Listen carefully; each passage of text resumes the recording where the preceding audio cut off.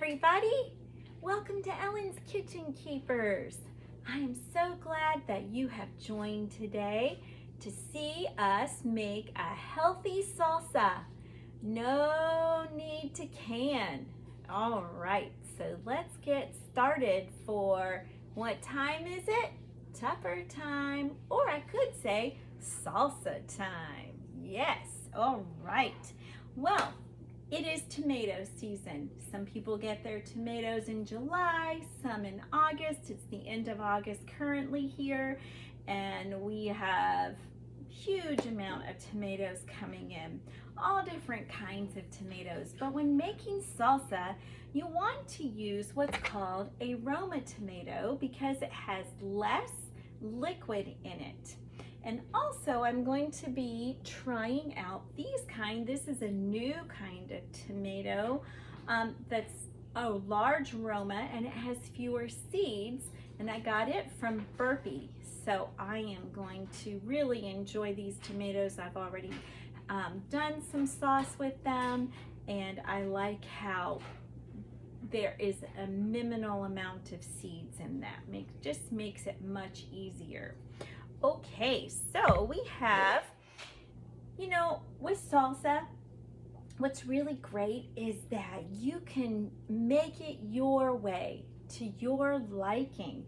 I really love the fact that if you don't like onions, you don't have to add onions. And you can add whatever kind of peppers you like. We grew these peppers this year. Aren't they cute? Little rainbow peppers. And they are spicy. If you like it hot, these little purple peppers are full of pep, let me tell you. So I love purple, and so I like these kind of purple peppers too. And of course then I have the green, and I had some yellow peppers and orange peppers. So you could use a variety of jalapeno, habanero. This is a habanero, and this is a cayenne. And I grew cayennes because they are very medicinal, have a lot of medicinal uses. So that's why I like them. All right, so how can you preserve salsa without canning it? With lactose fermentation. And lacto means the lactobacillus is in the food and causing it to be preserved long term. Okay, so I like to share some cookbooks, and this is how I got started with fermenting. You know how you search the internet and you're looking and looking. Well, I came across Traditional Cooking School with Wardy Harmon, and she has a whole lacto fermentation kit basically that you can download, and it gives you all the details, everything you need. So this is what I started out with back in 2011 when I was learning to ferment. And then I went on and I found Mary's Nest, a great lady on YouTube. And she has taught so much. She teaches the basics of cooking. She even has a whole curriculum for kids to learn for cooking, which she offers for free. So check out Mary's Nest. This is the Modern Pioneer Cookbook, her new book. And she has a section in here on fermenting as well. And so lots of great. She also has another book called that's about to premiere called the Modern Pantry, I believe. And my top go-to book, which I use, I love it because it's thin. I can open it right up and go, and it makes fermenting very easy, is Stacy's Fermenting with a Smile from Off Grid with Doug and Stacy. You can go to their website, offgridwithdougandstacy.com, and I have learned so much from their channel. So if you want to get this book, I highly recommend it. She makes it so easy, okay? All right, now why would you want to lacto ferment your food? Well, You don't need electricity for one. That's a good thing. It has lots and lots of vitamins and benefits. And Stacy goes into that. All the books go into that. Fermenting will improve the flavor, makes it tangy. It boosts the vitamins that are in it, and it gives you great health for your digestive tract. It gives you great probiotics. We need probiotics and prebiotics every day. And when you are taking in even just a tablespoon or two of a fermented food, you know, what are the fermented foods? Yogurt, sourdough bread, those are things that you are familiar with. Cheese, of course. You are getting your digestive tract in order with friendly bacteria that it needs, and your immune system begins in your digestive system. It also, having a healthy digestive system affects your mind and your brain and your emotions. So it's very important to eat fermented foods. And this is how things were preserved hundreds of years ago before refrigeration. All right, I love how it adds flavor and zest to our foods too. And you can ferment just about any kind of vegetable, fruit, lemons, garlic, onions. You can ferment drinks. You know, I'm sure y'all have all heard of kombucha, all kinds of things. So these are some great resources. Even the Ball Canning book has them too. But I'm just going to go through with you today 2 easy recipes that have to do with tomatoes. All right, so real quick, we are going to put together some fermented salsa. Now, if you didn't want to ferment the salsa, you could just eat it right away.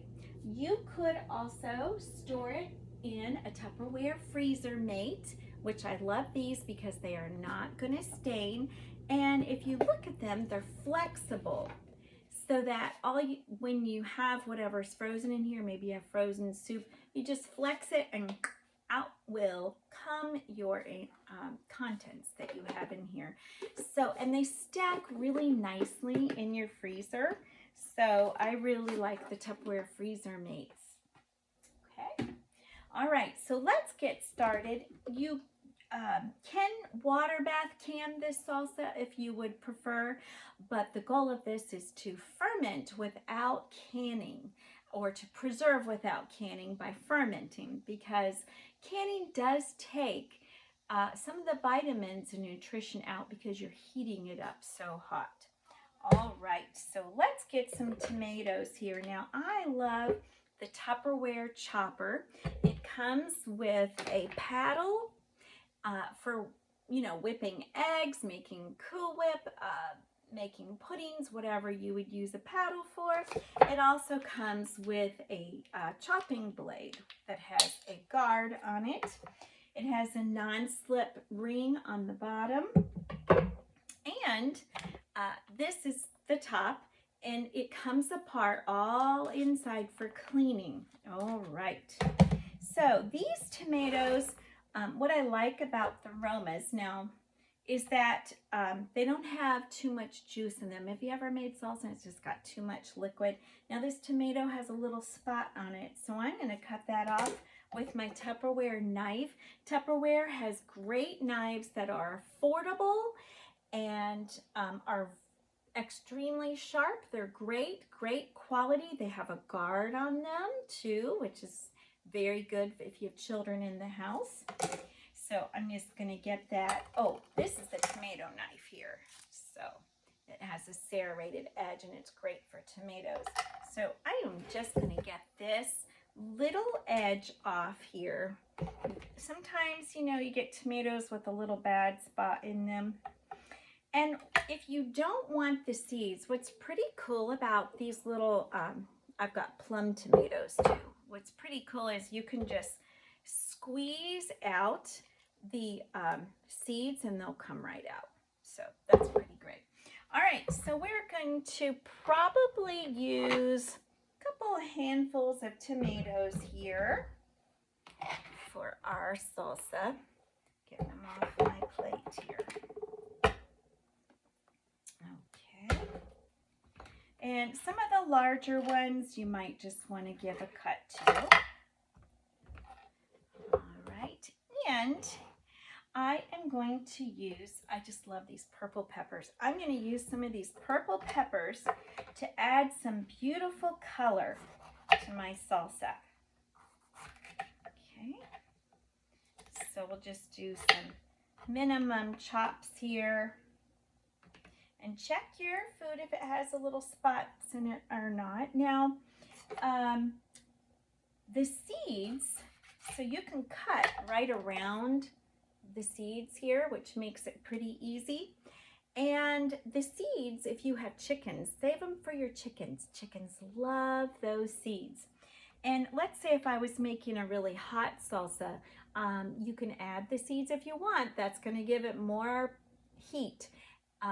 The chickens do not sense heat, and so the seeds have a lot of health benefits for chickens and will boost their immune system and also help with parasites. So it's really a good thing to save your seeds for your chickens. All right, now from my garden, I had a lot of these onions that I grew that this one turned out a good size, but a lot of my onions turned out kind of little. And so if you have any comments about why maybe my onions came out small, let me know down below in the comments. Tupperware has a great onion keeper that'll keep your onions fresh. Okay, so I want to give you a tip about the onion skins. Save your onion skins. You can do a couple things with these onion skins. You can dry them out, like in a dehydrator or whatever. Dry them, just sit them out, they'll dry out, and put them in a blender, grind them up, whatever you want to do. And you can use them for flavoring soups and sauces. And also you can make tea with these. They have not really a lot of flavor, but what they do have is quercetin in them. And quercetin fights colds and coughs and is great for your immune system. So I do like to save the skins of my onions. All right, so if you didn't want skin on your tomatoes, do you know that you can peel them and save the skins of the tomatoes and also put those in sauces as well? So we'll just get these chopped up here and put some onion in our salsa. And it's going to have such pretty colors. All right, now we're going to put some garlic in, and Tupperware also has a garlic keeper.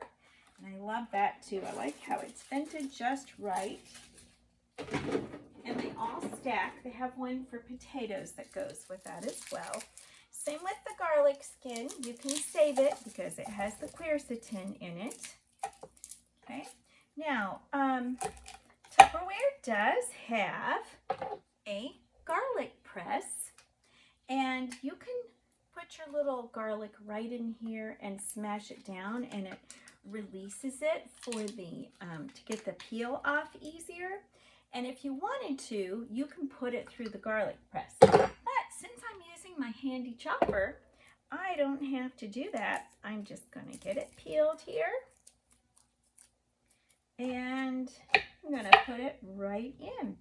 So there are all my ingredients. Now, if you have lime on hand, you can go ahead and add a lime to your salsa, which I am going to do. And I like that lime doesn't have a lot of seeds in it, so you can just squeeze it right in, the juice of a lime. All right, we'll get the lid on. Now, let's say that you didn't, oh, we forgot something. We forgot the cilantro or the parsley. Okay, so right now my cilantro and parsley is done because it's the end of the season. So do you know what I'm going to use? I have carrots growing in my garden. This is from 1 carrot. This whole thing is from 1 carrot. I am going to actually use the leaves of the carrot to add to my salsa, and it has a similar flavor to the parsley.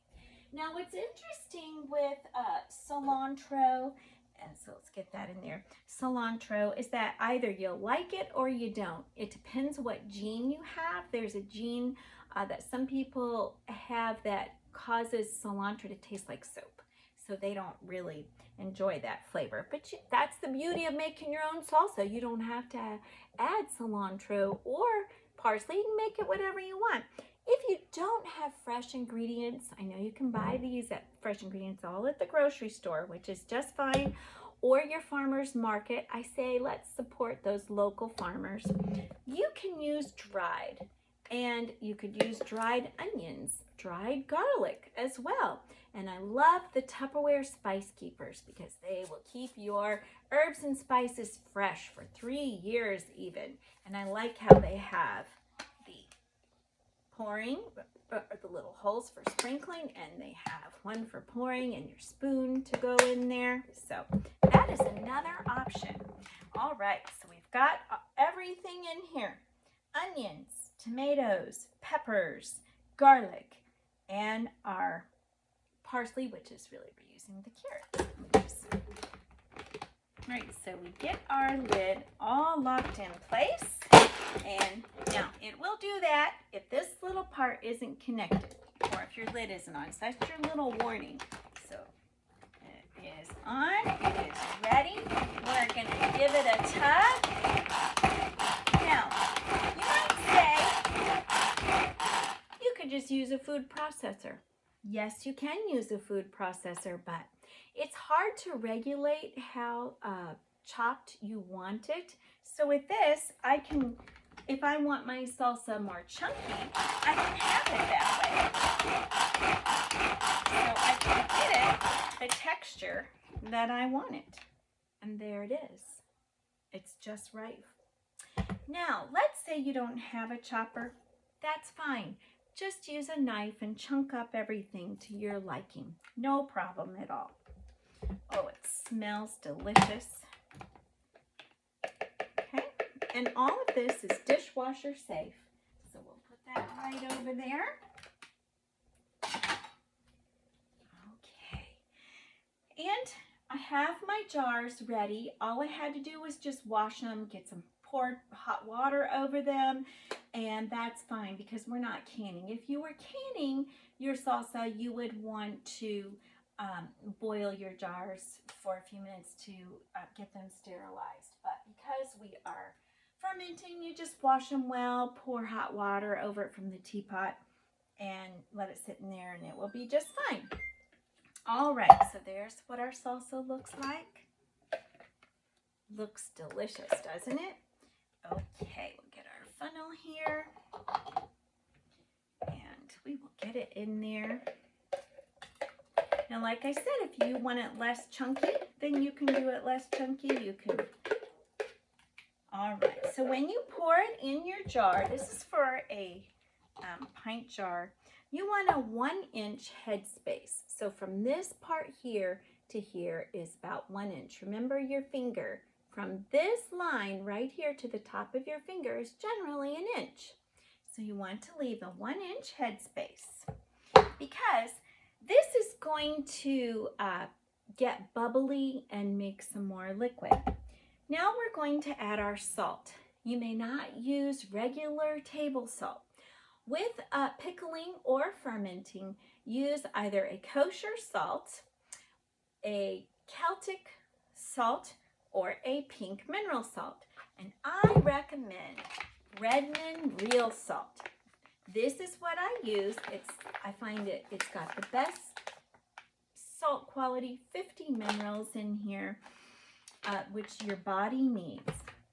All right, so we're going to use 2 teaspoons of salt per pint jars. Okay, and I like how this Tupperware container has the spoon in it, and I use this for my baking.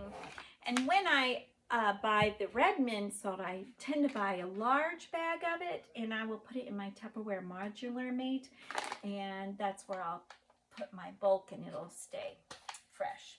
All right, so we have that in there. You don't need any kind of special fermentation kit, just your lid. Put it on, give it a shake. You could, I suppose, add your salt to your mixed, but I just add it to the jar. And there, ta-da, salsa is done. Okay, isn't that great? And you will put this in on your counter or wherever you can see it to remind you that you have it, and let it sit 2 to 3 days. It will not take very long to ferment, and it will be ready, and it will last. I've had some last for a couple of about 1.5 to 2 years, but it will get more tangy. Also, if you're going to keep it for longer than 3 to 4 months, but you can keep it for quite a long time, I would use this type of lid after you've got it fermented, because the metal lids tend to react and they can get rusty, they can get very difficult to take on and off. And you can find these lids. There's even white ones and these gray ones here that fit mason jars. So if you see that the liquid and the pressure is starting to build up, you're just gonna wanna give it a little twist and burp it. And how long you leave it depends on how tangy you like your ferments to be. But if you're new at this, try and taste it after 2 or 3 days. When you're fermenting, also put it on a plate or a tray, because sometimes liquid does bubble out over the top sometimes, or through the side there. All right, so that is our salsa. Now we're going to make a tomato sauce. Very similar, very easy. We have our jar, we're ready. And basically it's the same ingredients as the salsa, except you wouldn't want to use hot peppers. So whatever you like to use in your tomatoes, in your tomato sauce, I'm going to use the larger tomatoes. And again, my serrated knife, just to cut off the top there. Okay, get my blade back over here.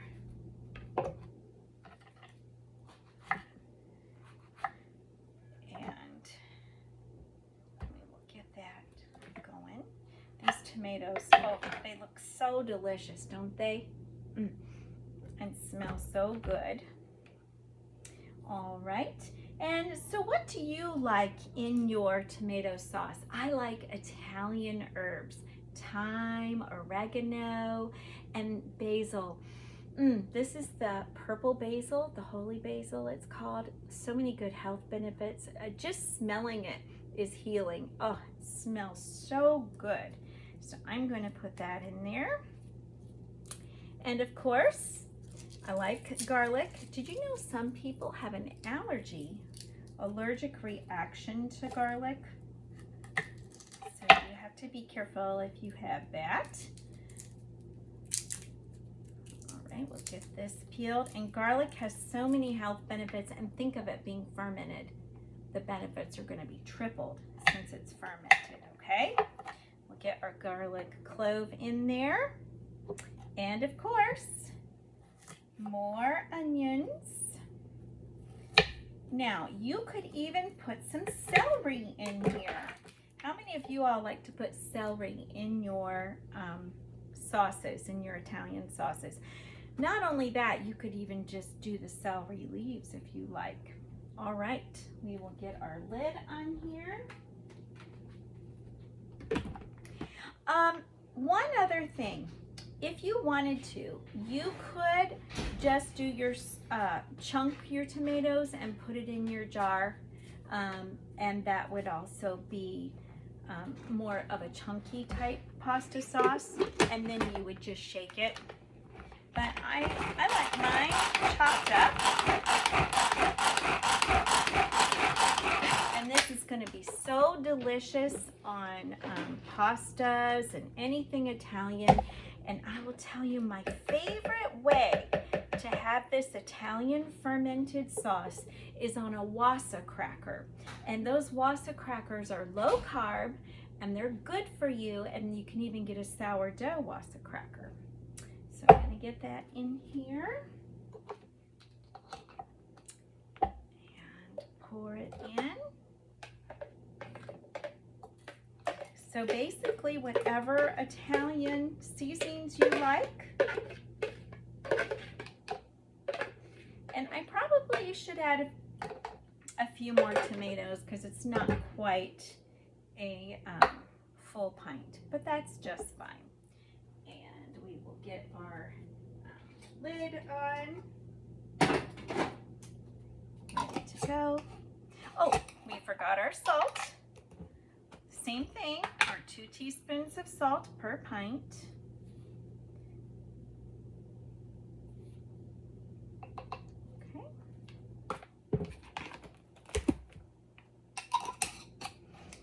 All right, now we'll give it a shake and it's ready to go. You see those pretty colors in there. Now, I have a child who's a very picky eater, but he actually loves the fermented pasta sauce. He loves it, and he loves it on the crackers. A great healthy snack, and it'll boost the immune system, especially in the middle of winter. Well, thank you so much for watching. Please comment below and let me know that you want to try this, and happy salsa making and growing tomatoes. Y'all take care. Thanks for watching.